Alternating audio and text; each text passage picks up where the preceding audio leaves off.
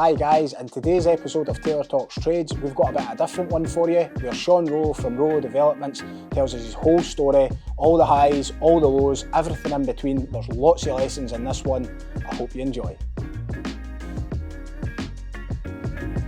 Alright Sean, thanks for coming along, mate. Alright, how you doing? I'm good, and where we always start is, how did you first get into the trades then? So it was probably to do with my surroundings. So I grew up being in the trade. So grandfather, father, all my family as well. They were either joiners, builders, and can always remember it starts back to when I was in primary 5. And from a split family, my old man used to pick me up every Friday without fail. And because it was like half day, I would just get taken straight to site. Popped in the site office, and that was me until he finished. And it's not supposed not that long ago, but rules were a bit more flexible, and used to be out on the site helping the guys and just really seeing what it was all about. Always mind just looking up at my old man and being like, I want to be you. Do you know what I mean? Is he a joiner? Is that so what he's a joiner to trade, right. But he had his own joinery firm, and he was kind of subcontracted to my uncle's building firm. My uncle had quite a big firm down in East Lothian, dated way back to my sort of great grandfather and stuff. And I think 70s, 80s, it had like maybe 150 men. You know, relatively big firm, and they used to be in sort of direct competition with the likes of Monteiths and Raywoods and things like that.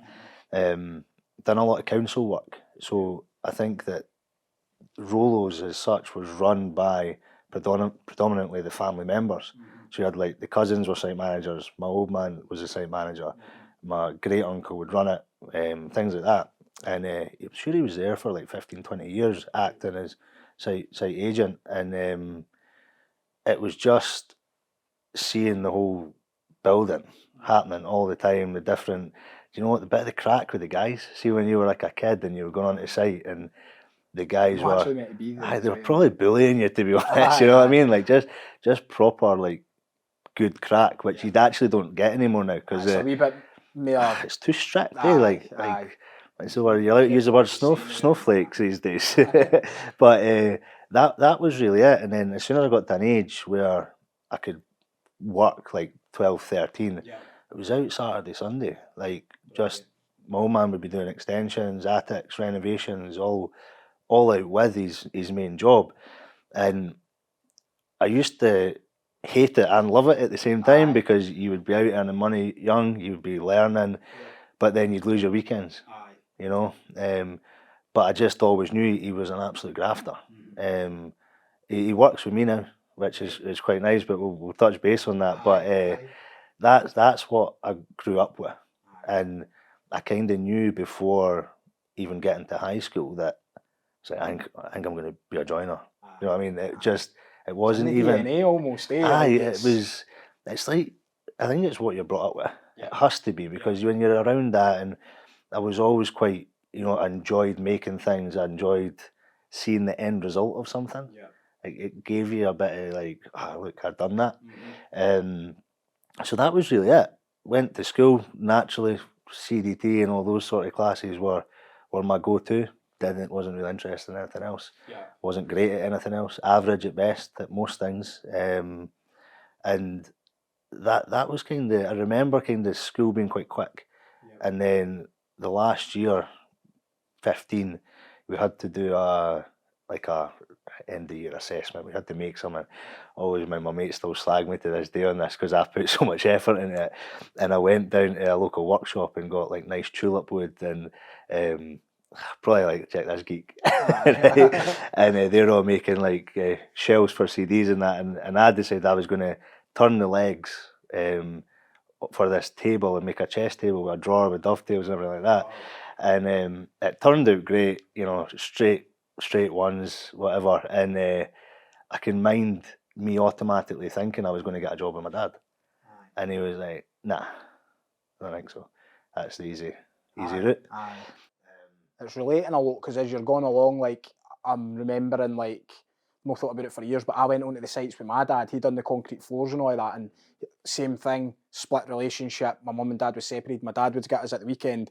We were doing it like Falkirk Cinema, it was at the time, that was getting all the flares done. Like, we shouldn't have been there. This has gone back years, but as you said, it's like, we were like, I remember going round and picking up all, like, mind when you used to get the 20p's for the empty bottles, the juice bottles. I used to go round the site, so everybody, like, it was only us on the site, my dad, me and my wee brother, and we'd go round and we'd pick up all the empty ginger bottles, and like, I'd just get crates of them, and I'd be going into the wee shop, and this is at like 9 or something like that. So that's all relating, and then even to the point where, like, I always thought I'd work with my dad as well, because I seen that, and he was like, no, because the concrete floor industry, it's not really a trade as such where you go to college. So he was like, in his words, you need to get a real trade. I want you to get a qualification behind you. So continue, mate. Sorry, but I'm really relating to you, because I'm like, it sounds like me, to be honest. I would imagine there's a lot of people that have got similar journeys, because if you're around that trade, it's going to be a similar sort of route or path that people take. It shows how your environment really does probably create you to a point. No, for sure. Certainly that bit as well. Like, you said your dad was a grafter, like my dad's still even an absolute grafter. It's like, that's where I think that resilience and hard work that I've needed in business really did come for. It's like, you just seen it firsthand. Aye, and it's like, because you're around that, it's just like, that's where you're aspiring to be. Thing like mindset and stuff has changed along the way as I've done some more personal development within business, which takes you away for you're still classed as a grafter, but you want to graft in different areas. It's working hard at learning things that you didn't know. Aye, for sure. You're kind of turning it full circle almost a bit, eh? So that was kind of, right, I'm leaving school, right, I need a job. And your dad said, you're not coming on with me. Do you know what? They gave you it, but he wanted you to try hard. 100%. Like, there's no way he wouldn't have. But I wanted to be a bench hand. Right. I wanted to be a manufacturing joiner. I think that seeing a glimpse of what I'd done at the school and seeing like how that end result like kind of made you feel, I was like, I want to do this as a career. But Christian, I could get a job. So he was like, right, what I'm going to do, I mind he had an old Land Rover at the time.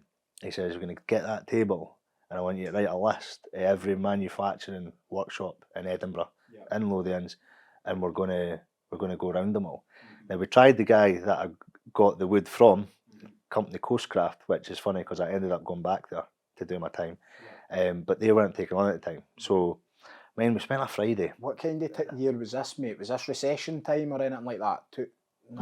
Just before. Before that? 2005, 2006. Aye. So that's around about the same time I got into trade. Coming in, just gone into like that sort of. Yeah, things are busy though. Like, but it's just our only contact in terms of the manufacturing workshop stuff was in East Lothian. Where I wanted to go was Coastcraft. It was a small, tight workshop, great reputation, good calibre of people, and they just weren't taking on at the time. So we're like, right, we'll move on. We spent that Friday driving around all the workshops in Edinburgh. He wouldn't come in with me. Made me jump out with this table. All these guys in the workshop, they were like, look at this guy, like, who does he think he is? And it just so happened went into a company, and to be fair, you know, Ian Mackay's Joinery, he was just off Pitt Street, I think, at the time. He gave me a shot, like, fair play. Like, lad for East Lothian. Coming in with a table, man. Came in with a table. That was basically it. And he was like, right, start. And I was there maybe 4 or 5 months, right? That was scary. Yeah, you were in a workshop with 12, 13 guys, 3, 4 apprentices in their 4th year. It was like pit bulls. And they're like testing the water. Back then as well, well, you come out of school, like, you just do not know what to expect. I'd say the stuff we went through, and it must have been worse before our generation, but the stuff we went through, like, if any of my team had that, they knew it would be classed as bullying. Like, 100%. Just out and out 100%. Like, there's without question that people we'd even speak to wouldn't even be allowed now. Never mind, like, some of the pranks and different things. I know. Like, some of the stuff that happens in the business now, like, I'm really fortunate that Amber, our office manager, she's like brilliant at all that stuff, and she just does that in her stride, and it's good to then to be able to step away from that, because you become emotionally attached to it, because it's like, this is your baby, you've built this. What gives you the right to think that, you know what I mean? Aye, aye. It's like they deserve something when they don't. But so Ian gave me that shot. Was there a few months, and then the owner of Coastcraft, Alec McCrann, older guy, phoned my dad and was like, did Sean get a job? And it was a guy who's working up at here. He's like, would he leave and come to Coastcraft? And my dad was like, most definitely. It was on my doorstep. I was right at the start of my career. I just turned 16. And I started the next week with Coastcraft. Then I went from environment with like 12, 13 joiners where everyone's just kind of number to a tight workshop. It was an old boatyard down in Kickenzie Harbour. And I remember Graham, who now works for me as well, he was the sort of main joiner there. And we started there. It was like a whirlwind day. You weren't on a bench in high school. You were given drawings. You needed to understand the drawings. You needed to understand how things worked. So like a simple thing like a sash and case window, right? Manufacture this. Here's the daylight sizes. All of a sudden you're like, I don't know what I'm doing. And then it's like asking the questions and like, how do I do this? Or you know, when you're mortising and tinning a door, or marking the door out. It was just all these little things that it was now you're learning, and I was in the best environment to do it, I think, because it was kind of like I was the only apprentice there until my 4th year when another one started. It was very hands on. Didn't go to college. That was one of the stipulations that Alec was old school. He's like, you come on board with me, it's hands on for 4 years, and he's like, we'll make sure you leave here a good tradesman. And you know what? I kind of probably knew eventually I'd work for myself, so it wasn't the end of the world for me having that point to have a bit of paper to say. Yeah, and then I think when I was in maybe my 3rd year, Alex had a bit of land at the back, and we built a purpose-made workshop, brand new. He invested a bit of money into this, and by this time it was just me and Graham, I think. Me, Graham, him, and like one girl in the office, and he bought all new machinery from Germany. Like this unit was purpose built for joinery manufacturing. We thought this was great, and all of a sudden there was no work one day. You know, like you were saying, it's like came down one day, just out your time, and like things are tough. We're going to have to let you go. And it was like, wow, like you felt like you had just started, You're just ready to and it was your first knockdown. Because you know, like when you think that. You think you leave school, you get a job, you work, you retire, right? It was like now you're entering the real world where you start off thinking that, right, this is me, I'm going to be here forever. But the reality is, you're 4 years into it, and then boom, what do you do? Jobless. And I went to my dad at that point, you know, and he says, like, try and get something else first. Quite adamant not to give you a job, eh? Aye, well, there's lessons in that, though. There is real lessons. Well, in that. there certainly is lessons, because we ended up making it work, and I did go and work for my old man once I'd sort of came at my time, and not through choice, I suppose, because I was let go, but through wanting to learn more of the site stuff. So I feel like there's this thing where you can take a bench hand joiner and put them on the site, but you couldn't take a site joiner and put them on the bench, right? Because it's just a different skill set, right? But and this isn't taking anything away from site joiners, because they're incredible. Because when I first went out on a site, I was slow. My margins, you know, the margins were changing. You know, I can remember being out on the site when I started with my dad and the site joiners, and I was going to cut a bit of CLS. I brought my square out to square the timber, and launched that across the side. He's like, what the doing? He's like, get that away. He's like, you learn to cut square. And it was like, all right. You know what I mean? Oh, this is different. And I was like, so now I felt like, hey, I'm just starting my apprenticeship again. I'm starting to learn the parameters of what happens out on site now. New environment again. So understanding your tolerances. And then you're starting to learn roofs, and you're learning studs, and, you know, you're not working on a bench that's level and everything's square, and you've got, if you need to cut a bit of wood, you just walk 10 feet and put it on the circular saw. Do you know what I mean? Now you've got to find somewhere Now fast you've got to cut set it up and- trestles and put plywood down and get the ripsaw out. You know, it was just a different environment, and I was other trades moving about and getting in your road and falling at so each other. again, it was just a whole new Whereas world. you were used to that wee tight knit kind of team. Aye. So then I started questioning myself, like, what am I doing? Because it was tough, and I think my dad did give me some tough love, and it got to the point where me and him had a bit of a fallout, to be honest, and I did leave. I think that looking back now, though, I learnt a lot from it, because what he was doing was he was putting me out of my comfort zone. Yeah. So I remember vividly, there was this one job, it was renovation of a farmhouse out in East Lothian, and we put site set up, site office, things like that, and he was like, this is yours. Value a few 100,000. 21, 22. I said, what are you doing? He's like, well, you've been in this industry subconsciously listening to all the conversations I've been having. He's like, you're more than capable of it. He's like, you know how to read drawings, you've got the guys. He's like, I'm here for support. But I think it got to a point where I was working 7 days a week, late nights, and doing homers to top up income, because pay wasn't great and stuff like that. And we probably just started to resent each other a little bit.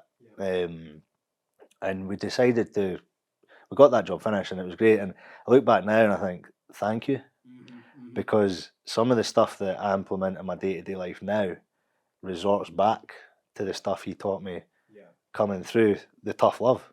You know, you've got to learn somewhere, eh? You've got to be in at the deep end to actually grow and develop, like you said.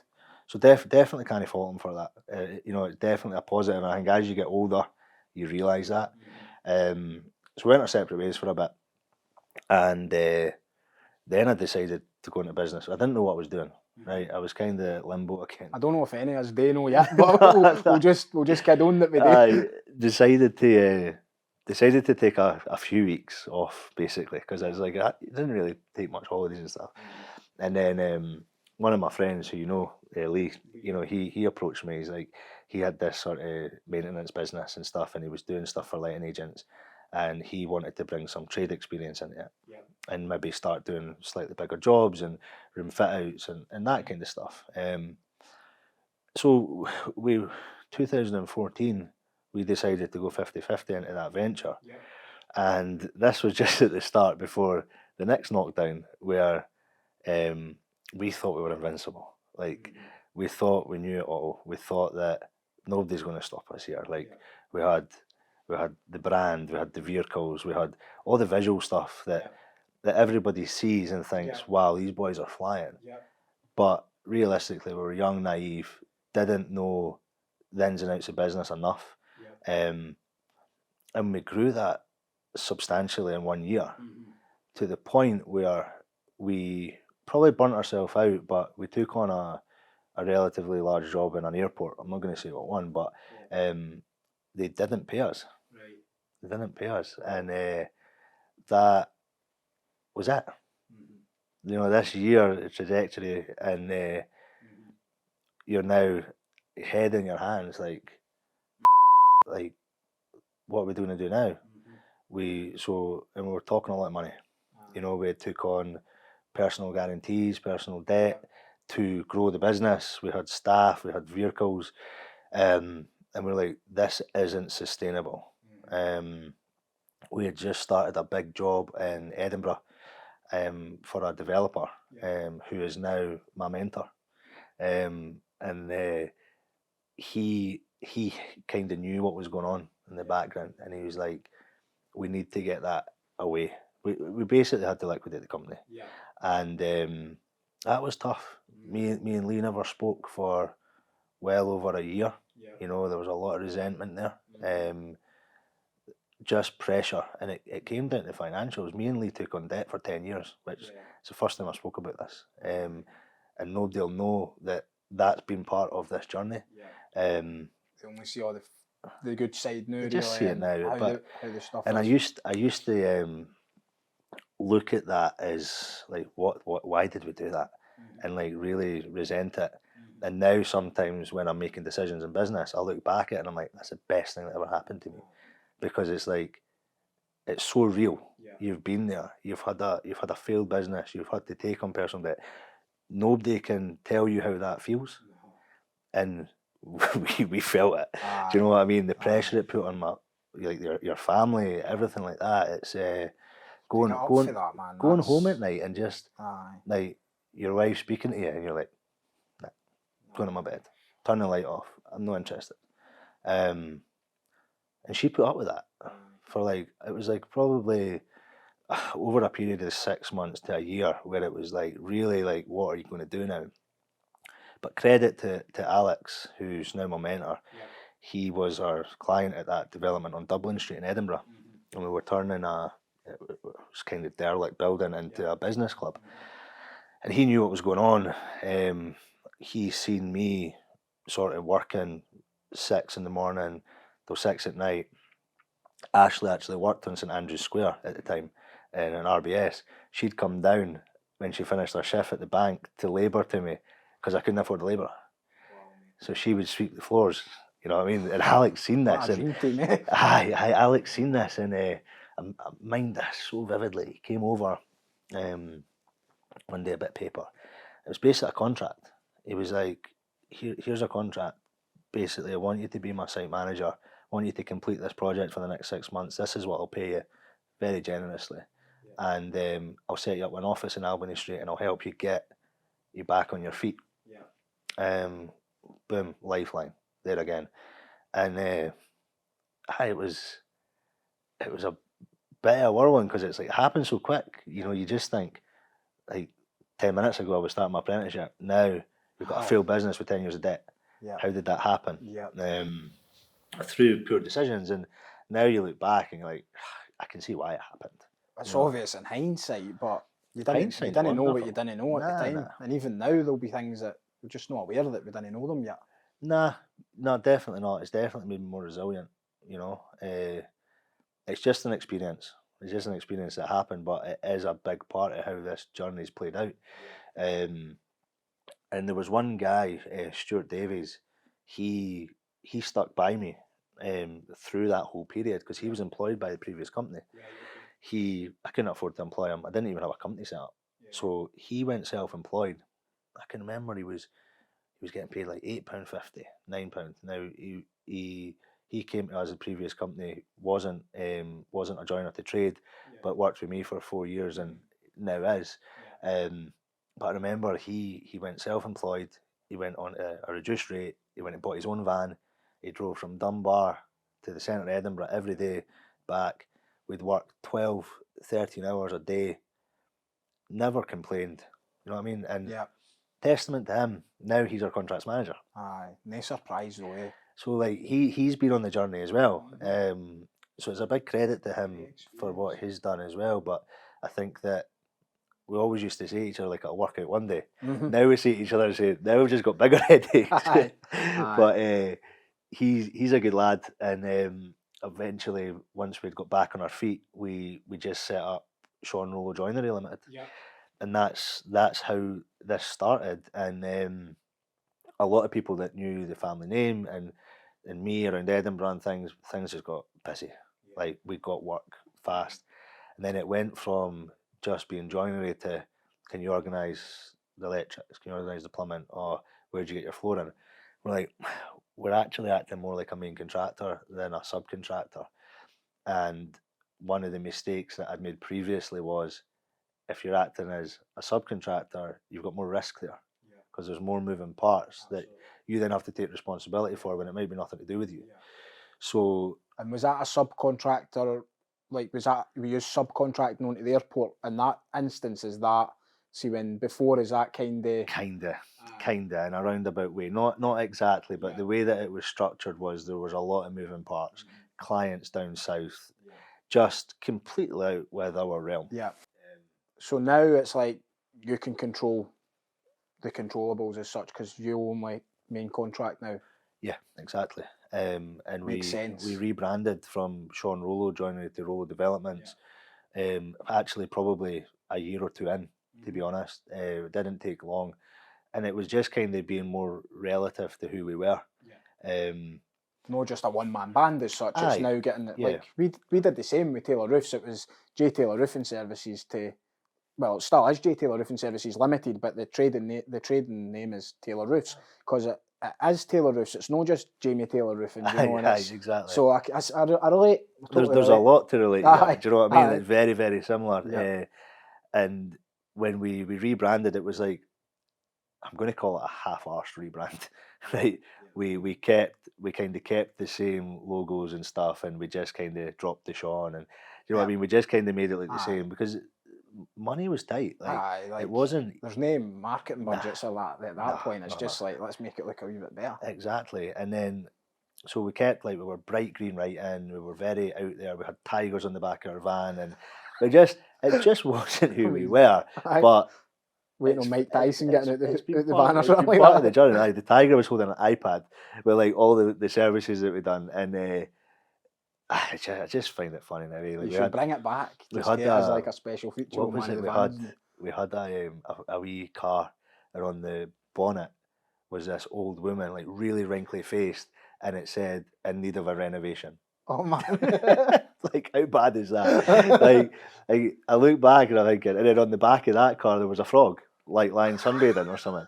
That's just crazy. Like, that's mad.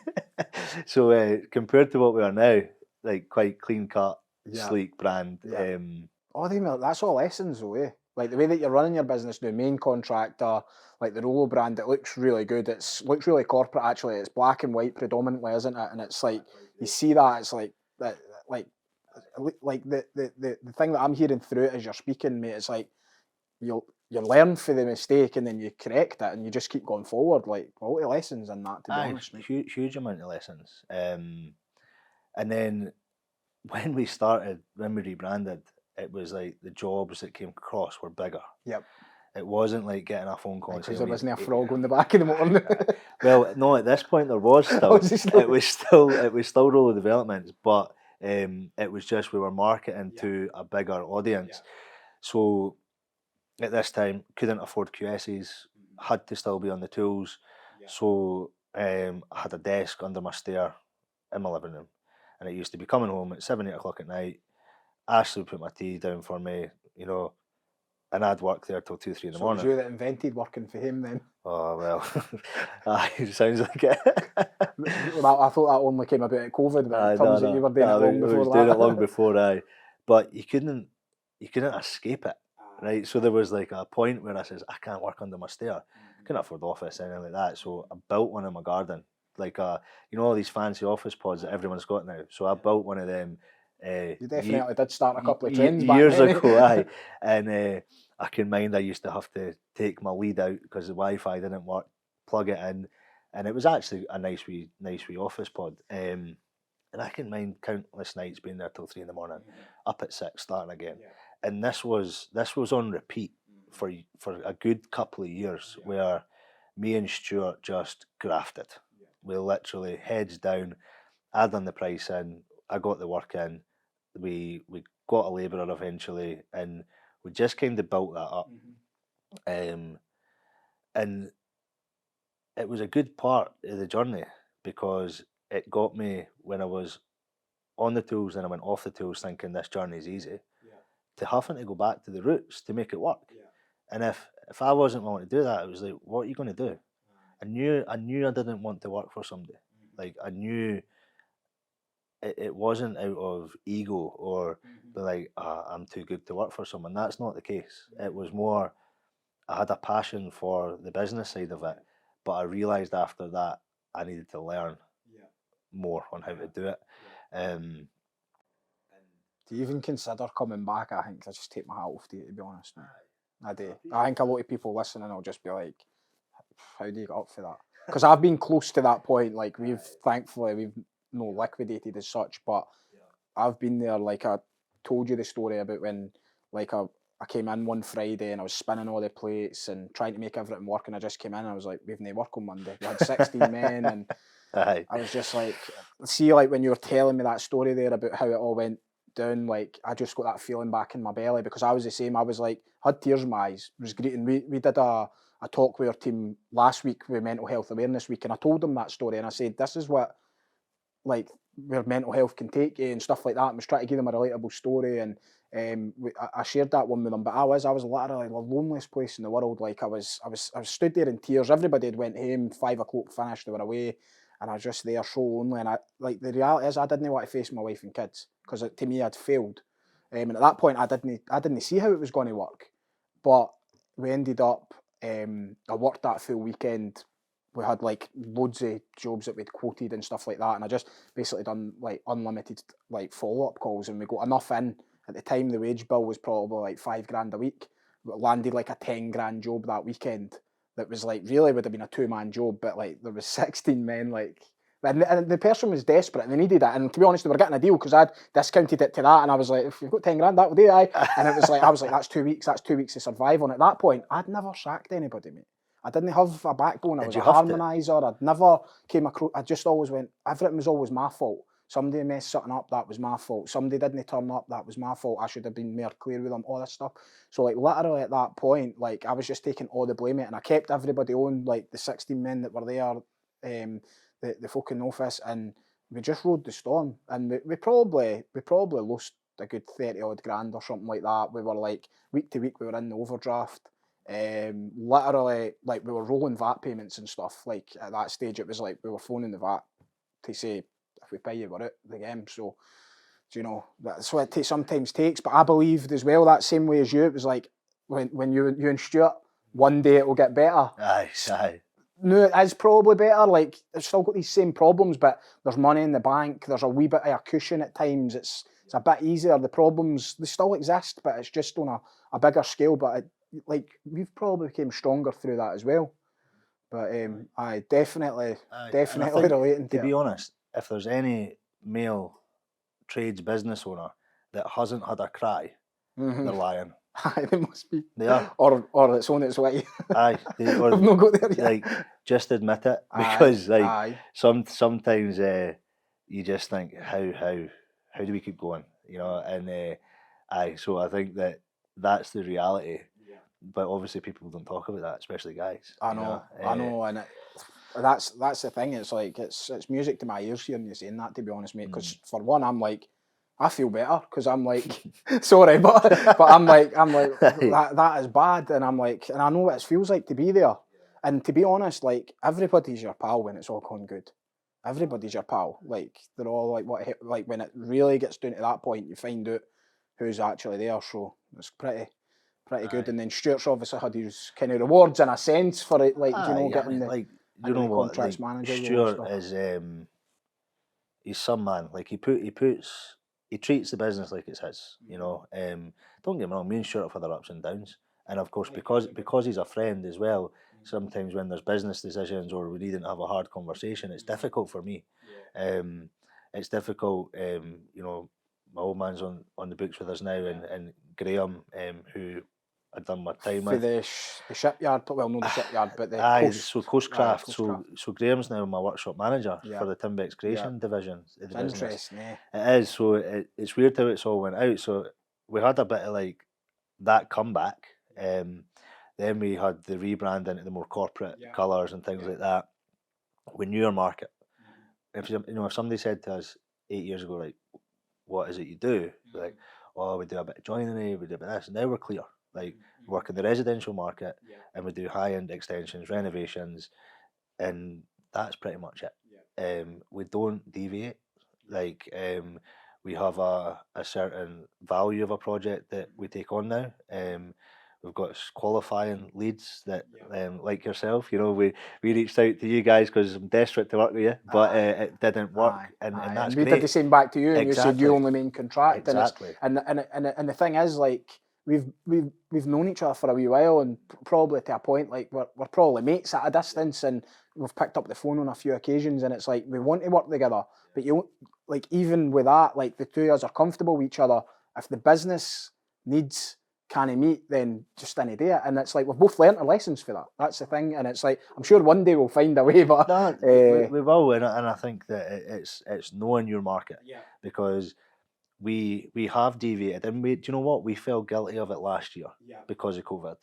We were like, if we get offered this job, we don't know when the next one is and things like that. Let's But take it, when you look back, you think, do you know what? You've built the foundations, you've built the trust, you've got the online following, you've got good social presence. You know, you've got a dozen architects that enjoy working with you because you know have a certain way of doing things. You've got your processes, your systems in place. You've got a good management team, and another obviously thing that we bring to the table is the manufacturing now that we do in house, which is a massive bonus when we're working in Edinburgh because there's always manufacturing, and that actually came on the back of Alex at Coastcraft died, and Really? Wow. the business got left to his sons.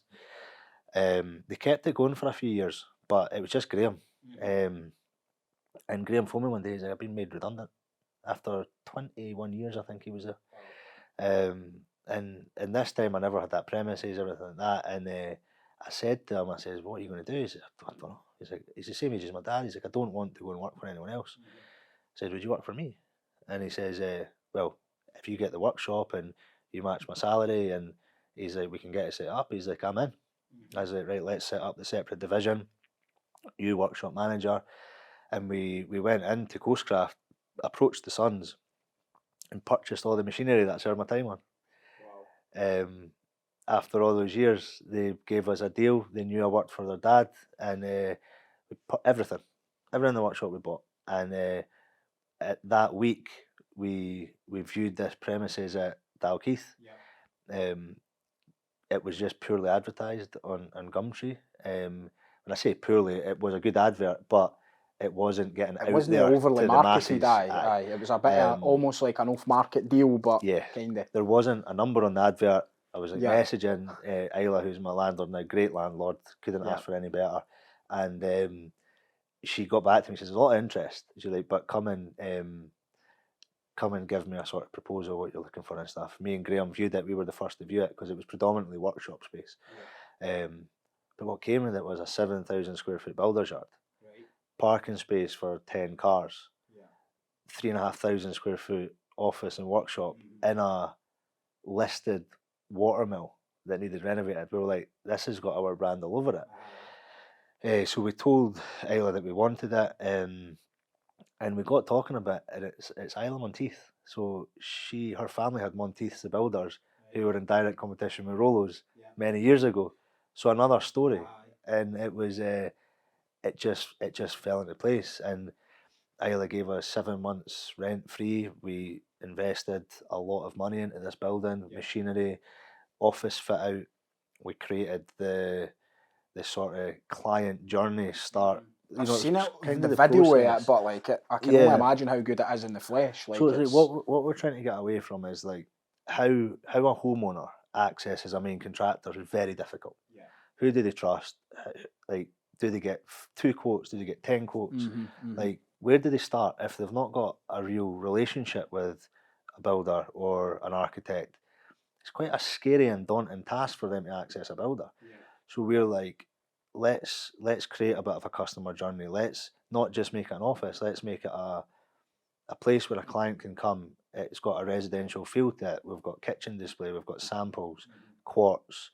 We can look at books. We can spec their job up. We can sit in a nice meeting room. We can have a coffee. They can sit next to the wood burning stove on a cold day and chat about their project. If they're passing, they can come in. A nice feel, a nice vibe, but coupled up as an office. So we got it 90% complete and invested a lot of our sort of surplus cash because we had a great pipeline of work, and we were like, look, we invest it now and it will get it back. COVID hit. Shut your doors for 12 weeks, please. What's the chances, eh? Couldn't write it. Bought all that machinery, invested all this cash into this renovation, and hats off to our landlord. Like, they were like, look, don't worry about rent, things like that. We know you're good for it. And that was like this trajectory you're talking about, right? It's like you feel like you're coming out of it, boom, it's feeling amazing, right back down again. Back to, right, what am I going to do? How am I going to pay these staff? Because we didn't know about furlough. How are you going to pay the staff? How are you going to pay the fleet of vans, the insurance? All these bills And this is what's bad. Everyone sees the nice social media and the nice presence that you bring and the nice projects, and they don't see the grubby foundations or the back end work. They see the finished result. I've tried to share more of that, groundwork stuff recently to give a bit of realism to it. But it's like when that hit, and everybody doesn't know what's going on in the background, and everybody looks to the owner for the answers. I felt quite isolated because my wife's not in the business, so she does try and give her best advice, but she probably feels awkward because she doesn't want to say the wrong thing. Aye, and because you're only seeing like a small element of the picture. You can't see it all when you're looking for the outside. And to be honest, I'm good friends with John Ross and now business partners in another venture. But even though we were friends through that lockdown period, he was kind of like my business partner, but wasn't. Like we would bounce everything off each other. He created that Zoom group, Survive and Thrive, and he brought business owners together. And hats off to him. Like Definitely. He made that happen in a time that we all needed each other. But that was like you got to the top and then you back down again because it's like you felt like you were on this path now. Nothing can stop me now. Yeah, surely no. And then it's like, right. So how do we? Furlough came into play. Like brilliant, right? The staff are covered. We'll keep them going. Then like, how do we pay everything else? We can last a few months because we've just invested all this into this, which I suppose would have been a better position than some people. Things started going through my head. Right, what happens after that? Yeah. Then the government introduced loans to help. There were certain grants came into play. We were eligible for them all because business was run well, and that got it through us. Like got us through that period of time. But then what we didn't think about was what happens when you've got a team that catch COVID and you can't actually do the work even though you can do the work. Yeah. So that was another thing to chuck in. Because I remember that because it was like, right, now you can go back to work and then you go back, but then you think, right, finally the doors are back open, we can get operating again. And then the team starts dropping like flies. Then you've got to have trust that it is COVID. And then we had a couple that we struggled to get back off the furlough. Why are we coming back if they're not coming back? But what they don't understand is that they were a different skill set. So they benefited the business, and that was going to keep the business alive to have a sustainable business and be able to pay the wages and be able to basically keep us from going pop. Trying to educate that though, that was a difficult thing because at this point you start to become quite emotionally attached to it. It's like I'm not getting. You can't understand why they can't understand that all you're trying to do is survive. For sure, and I know everybody's been in this position. It's not an isolated thing to us. Yeah, I'm just talking about. It still feels like it though. I remember it as well. And you just literally you're like, I remember there was bits where you just went, can we even go on with this? Like, how can you see it? And then it was like the government would just spring up and be like, if you keep all your staff, we'll give you £1,000 for everyone. And I was like, right, well, we'll keep them. And then then they pulled it. Then they pulled it. Like, right, well, thanks for helping with the decision, but where's the 25 grand I should be getting for these 25 folk I've kept? Think what that would do. That would be transforming. I was actually I had that money spent. I'm not going to lie, but in all honesty, thinking about how can we invest that back into the business, that will be great. Just even thinking about to get things going again, that could have been a bit of marketing, different things just to get it all moving again. And it's like, we were let down massively, to be honest. We were let down massively with the government. I mean, I think that... And you just look like it was us that was made... you've got to stand in front of your full team and be like, this is what's happening now. And then the government's saying one thing, and then other pals who work in different places are saying, my work's doing this, and this one's doing that. And we're like, right, they're 20 times the size of your business. We can't do that. We need to do this. And yeah. And scary times. I mean, the furlough scheme, I couldn't really fault it. It covered probably, in my eyes, one of the most important things. Because if insurance needed to stop being paid, van finance, these big massive companies can deal with it. But the thought of you got, say, 20 guys and they didn't put food on their table, and yes, they've got a mortgage break, but how can, if they are living sort of month to month, it's not fair. And until that furlough scheme came in, that was a real worry. And you blame yourself, don't you? You start to put the blame on yourself. If you can't make this work, it's your fault. But it's not like something this nobody could have, thought this. Everybody, like, if you had asked me, I'd be like, it's not your fault. And if you, like, the other way about, but like, really to us, it's like, there's just no telling us that it wasn't our fault. It was like, well, if I didn't start a business, I wouldn't even be in this position. It's like every decision you've ever made that's led you to that point, you're like questioning yourself. And then we're for there.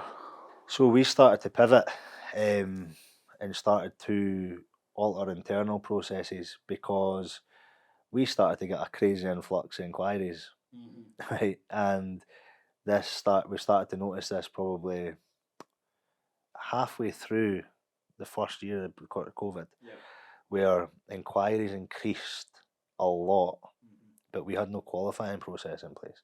Because before, we would, if we were working and fully operating, we would take them on, we'd spend the time costing them, and we'd put the price out. But what we found is architects could still work from home, right? So they were still producing drawings, they were still working with customers to produce designs. But then I suppose some people weren't getting educated on what was happening in the market with materials and things like that, or simply asking the client the question, say, what's your budget?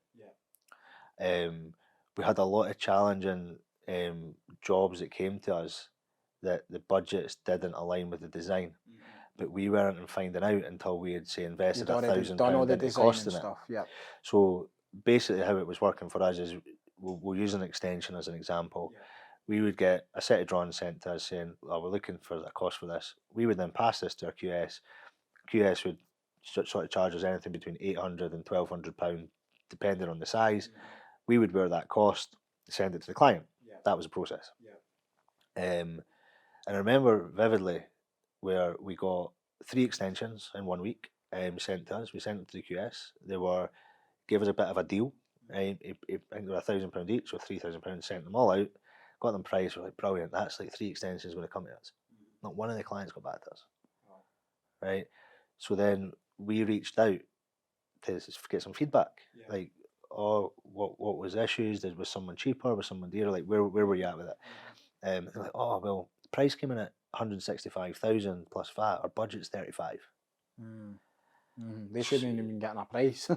So this got us thinking, like, right, okay. Then we looked at our paperwork. We got one client who was really fair. Like we went with someone cheaper, and we said, look, is there any chance we could get the paperwork to maybe see like what we're providing versus maybe someone else? So then what starts to come into play is, right, is the other person costing a comparable size of business? Do they have the same overheads? Do they have the same staffing costs, things like that? And then what's their paperwork like? So we were producing like 30, 40 page documents, breaking everything down to each individual item, so they would knew from substructure right all the way through up to finishing, you know exactly what you were getting for your money, versus a 2-page bit of paper with totals. So that's false economy, right? Okay, that might be 50 grand cheaper, but what are you getting for that? And what happens through that process where like they go, oh, we didn't think about this, and we need to charge you 20 grand for this. Then the other thing is the difference between a quotation and an estimate. So like that's an estimate, this is a quote, right? This quote is based on subcontractors giving us fixed prices. It's been going out to suppliers to get material costs at that month. Because materials are buoyant, changing so much. Yep, that's based on the current day rates, right? But we were losing out on them. But we were investing a lot of time into QS and money, but we weren't getting them. So we're like, right, we need to pivot. So we started doing a high level overview of drawings, working alongside the QS. They started spending an hour or two, looking over the drawings. We're making sure the client's giving us a budget at this point. So we're asking things like, what's your budget? What's your time frame? How many contractors are pricing it? If there's 3 contractors pricing it, are they all comparable? Because we weren't going to price against a 2-man band, because we would not be able to compete. Do we add more value? Potentially not at the end result, because there's plenty of 2-man bands that can do a great job, but do we add more value from an office perspective, management perspective, timeline perspective? Can we do it quicker? So it's not about the quality of the work and how the work is done. It's just what The service. What's the perceived value that Rollo can bring to the table versus a couple of guys in a van? And is that worth the extra to that client, right? So we started qualifying our leads, doing this high-level overview, and it was working, right? If the budget setting came back, it would be like a one-page review. We would say, we feel this project would be between X and Y. Here's a list of assumptions. Here's a list of exclusions. If you want us to then produce this detailed pricing schedule as per the example attached, the fee would be £1,000 plus VAT. Yep. Once we're appointed as your main contractor, we'll then reduce that from your final bill. It bought the client into us, thinking, right, these guys bring something to the table, right? They're charging to price it. But if we go with them, we already know the budget's kind of aligned. If we go with them, we're not paying it anyway. So then what that done for us is cash flow, right? So we could budget set 10 jobs for the same as price in one. So then we started to be able to get these budget settings out the door. And maybe if 8 came back and the budgets didn't align, that's fine, they're not a project. But if they 2 did, they've cost us a few £100, but now the client's paying for the pricing schedule. 90% of them turned into a job. All right. So we pivoted to that. Then last year we had to pivot again because these high-level overviews weren't moving quick enough to what was happening with materials. So if we gave a budget set on a project of 100,000, 200,000, and then by the time it got to pricing, it was 3-4 months later, that could have been 140,000. Because we were up and up and up as well. We were getting 24 hours for steel prices instead of 3 months. We were getting timber prices changing on a daily, weekly basis. Insulation prices, we couldn't get materials. Glazing was up and down. So as a main contractor, if you're pricing a job at, upwards of, let's say, £500,000, how can you fix your prices? And how can you give that client a right good understanding of what that could come out at when you're probably 6 months to a year ahead of starting the job? So that was difficult. But what we've done now is we've kept the pricing schedule structure, but we've dropped the high-level overview because we don't want to give false hope. What we're asking architects to do is sort of come to us at seed stage, maybe before they've submitted warrants, planning permissions, and then at that point doing like a sort of budget cost estimate where, yes, it costs a bit of money to do that because a bit more detail, but it's all relative. Like if you're about to spend a few £100,000 on your home and spend a couple of thousand to know if it's actually achievable, just do it because it's actually going to save you money in the long run. And then you go with the detailed pricing schedule. It helps you value engineer those costs back the way to be like, right, we're 50k over budget. Where in this detailed schedule can we value engineer a specification, a product? It's quite empowering for the client, eh? Aye, it's a bit of a journey though. So like this is back to like from the point they get in touch to the point they come in at the office to the point this all happens. It takes us a long time to get a project over the line. But with the value and the size of the projects that we're working on now, it's a must. Like that has to happen.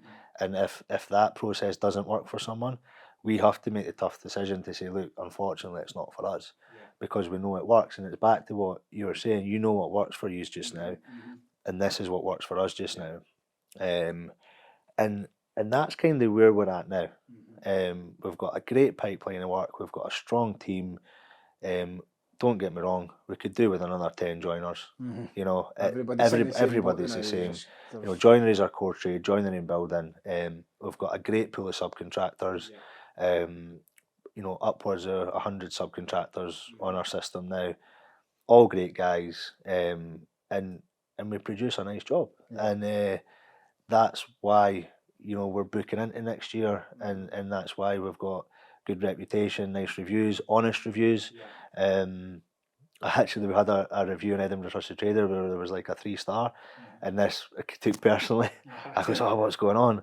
And it was fine because when the client explained that it was when a job got to snagging stage, we had lost 3 or 4 guys, and we actually didn't get it over the line as quick as we should have. And I was like, do you know what? That's an honest bit of feedback. Yeah, fair play. I'll take that on board. Yeah. And then, you know, that's then what's led back to the team, like customer journey. Like I'm always sort of saying, like, customer at the forefront of how you're working. Like, always think about the customer. How does the customer feel? If you were the customer, how would you want to be treated? Because we're taking them on this journey. The journey has to be good. There's no point in them being on it. And our clients are our salesmen, because their clients tend to see that they're in that sort of caliber, and they've got that, you know, money to invest in their property, and because they're not moving just now, with the price of property, stamp duty, things like that, we're finding we're extremely busy because of that. You know, so I feel like it's right now it's quite a solid position for us to be in. And it's just kind of been a whirlwind taking you through all that. You're just waiting on the next pivot. You're like, what's going to happen next? But it's quite the journey. Like you know that pivoting is possible because we've had to do it. We know that there's someone in your network now that's going to be able to help you. LinkedIn's incredible. Like the people that I've met through LinkedIn and conversations that you start having through LinkedIn that you didn't even think you would. Brilliant. And what that leads on to.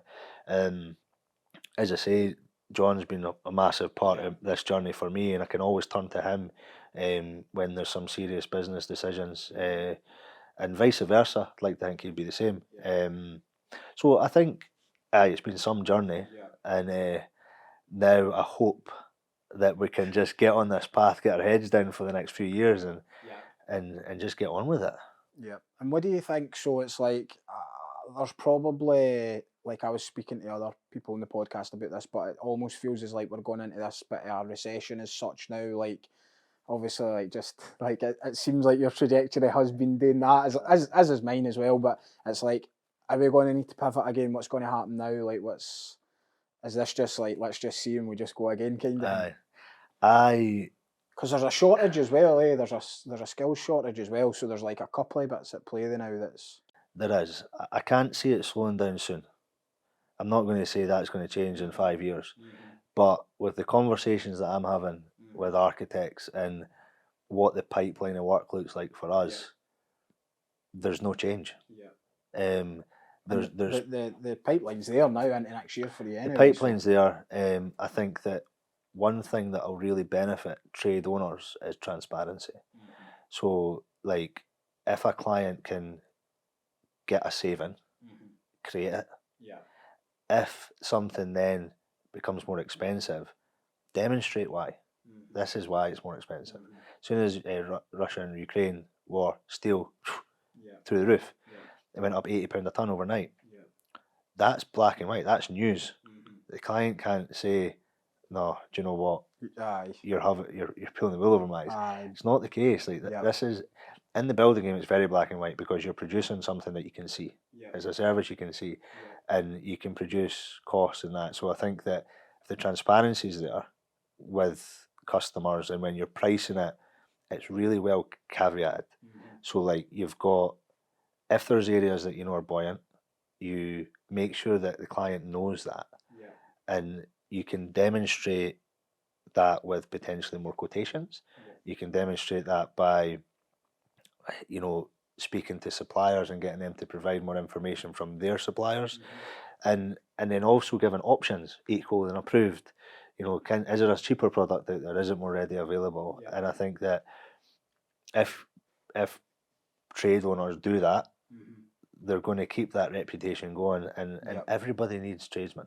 Everyone needs them. The shortage is of good quality skilled labour. I do agree with that, because there's a lot of people that obviously have thought, I'll go and do this for myself. So guys will have went and left companies and went and done it themselves. But you do get good company men out there, you know, that Stuart sounds like one, to be fair. Like he's and like to be fair on Stuart, you know, joiner to trade, he got promoted to contracts manager last January, so January 21, and like it was, you know, he's not a contracts manager, but look at it from my point of view, right? He knows the business, he knows the staff, he knows the client, he knows the tone of voice. So Stuart instantly could have went and done a meeting with an architect and a client, and I don't need involved. Where the challenge is with Stuart's new job role is he's not done it before. It's a different skill set. So it goes from being out on the site, having banter with the guys, to office etiquette. Yeah. To then having that tone of voice more aimed to clients and architects, and just how that has developed for him. It's been tough. It has been tough for him. And it is a big transition. He's done really well. But we know how tough it is, because at one point we were just on the tools, and you probably always knew how to speak to a customer all right, but not to the level you would need to now, or dealing with a lot of professionals as well, like accountants and, like you said, architects and professional services. There's so many different conversations. And that's where, you know, he's probably doing slightly more than a contracts manager should, because he's really operations as well. So he's like dealing with the staff, the subcontractors, as well as managing the contracts. But of course, my old man's on the books with us now. There was an opportunity where we were growing. We needed some wisdom, and we said to, like, come on board, like, have your salary, have your van, go home at 4 o'clock, have your holidays, and what you bring to the table is incredible. Like, your knowledge in this game is, it's like I say to all the guys, like, sponge what he does. Take it all in, because you're not going to get that from anyone else. Think of the knowledge you gained from all them wee stories. I still learn from, like, if we were out yesterday and we're setting up this new build, the one we sent you down in Inveresk, and you know, me and him are down in the foundations, and we're setting out the levels and stuff, and we were bouncing a couple of ideas off each other, and I said to her, I'm still learning off you. You know, it was good. It was back to kind of old times, and I actually joked to him, I was like, look, should we just do this ourselves? And what's your day to day now then? Is that sort of, you still get on the tools a wee bit, set things out, or is it? I'm more sales, client architect retention, working 6 months ahead, still heavily involved with, like, the finance side of stuff, but Amber Law, she's our office manager. She started, it'll be 2 years in August. We got very lucky with her. Like, she's been a self-starter. She's came into the business and put 10 hats on, taking it all away from me, and that's very lucky. That's very lucky that that's happened for us. But she's taken so much off of my desk. It's probably allowed us to grow. Between her and Stuart, to be fair, because Stuart's taking away operations, Amber's taking away a lot of office stuff, and accountancy stuff and things like that. Like, Amber's skill set, she's very, very well informed, and that brings a huge amount of wealth to this business. And what we have a good setup, even though it's open plan. Like, we all know our roles and responsibilities. We've just had a new girl start, Amy. She's operations administrator, and again, she came from a similar sector, where she was the PA for the MD of a £30-odd million business. So she brings a lot of value to the team. So I really, you just plug all the gaps. We're really plugging the gaps, but it's like what you're saying. It's like the next stage for us is a bit of growth, and it's like making sure that the resource is there to do the growth, because there's no point in chasing this big turnover if this profit's just not going to be there, because you're just giving yourself more headaches. So we're at a good size where it's manageable, and what we're trying to do is we're trying to get that running lean, and making tweaks here and there, and getting the site teams connected more with the office team and things like that, to be able to do more main contracts at the same time. So I know it's good. It feels like it's quite good just now. Some journey.